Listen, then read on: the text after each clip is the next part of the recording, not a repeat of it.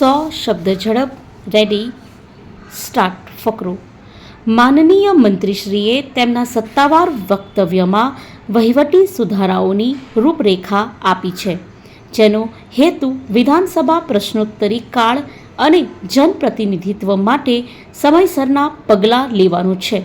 હું આ ગૃહની સમિતિને આગ્રહપૂર્વક વિનંતી કરું છું કે વિધાનસભા પ્રશ્નોત્તરી કાળ અને જનપ્રતિનિધિત્વના દરેક પાસાઓની ઝીણવટભરી તપાસ કરે, જેથી સામાન્ય નાગરિકોને સીધો લાભ મળે. સરકારે આ ગૃહને ખાતરી આપવી જોઈએ કે વિધાનસભાના કલ્યાણ માટે પૂરતી બજેટરી જોગવાઈઓ અને નાણાકીય સહાય પૂરી પાડવામાં આવશે. લોકશાહીની આ પવિત્ર સંસ્થાના શાસક પક્ષ અને વિપક્ષ બંનેની એ નૈતિક ફરજ છે કે તેઓ પ્રશ્નોત્તરીના હિતોનું રક્ષણ કરવા માટે પૂરતા પગલાં લે. સંસદીય ચર્ચા એ સરકારની નીતિઓને વધુ સક્ષમ બનાવવાનું છે, જે પ્રશ્નોત્તરીના સર્વાંગી વિકાસ તરફ આપણને દોરી જાય છે.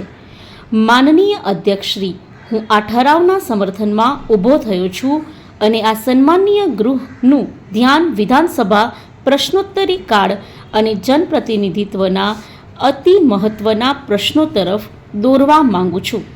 આજે ઘણા માનનીય સભ્યોએ તેમના મૂલ્યવાન સૂચનો કર્યા છે, જે દર્શાવે છે કે વિધાનસભા પ્રશ્નોત્તરી કાળ અને જનપ્રતિનિધિત્વની કાનૂની સમીક્ષા અત્યંત જરૂરી છે. આજે ગૃહના ટેબલ પર મુકાયેલા મહત્વના દસ્તાવેજો સ્પષ્ટ કરે છે કે વિધાનસભા એ મજબૂત કરવા માટે આપણી સરકાર મક્કમતાથી આગળ વધી રહી છે. આપણે ગંભીરતાપૂર્વક વિચારવું પડશે કે વર્તમાન કાયદાકીય નિયમો વિધાનસભાના પડકારોને પહોંચી વળવા માટે પૂરતા છે કે કેમ.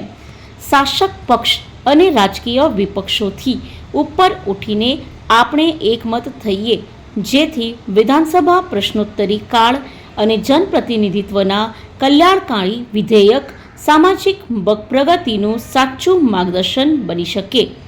અરજદાર તરફેના વિદ્વાન વરિષ્ઠ વકીલ શ્રી રજૂઆત કરે છે કે વિધાનસભા અંગેનો વિવાદાસ્પદ હુકમ કાયદાના પ્રસ્થાપિત સિદ્ધાંતોથી પ્રતિકૂળ અને તદ્દન ગેરબંધારણીય છે. પ્રોસિક્યુશન પક્ષ પોતાનો કેસ કાયદાકીય અને વૈજ્ઞાનિક પુરાવાના આધારે વિધાનસભા પ્રશ્નોત્તરી કાળ અને જનપ્રતિનિધિત્વના તથ્યો સાબિત કરવા સમર્થ બન્યો છે તેમ જણાય છે.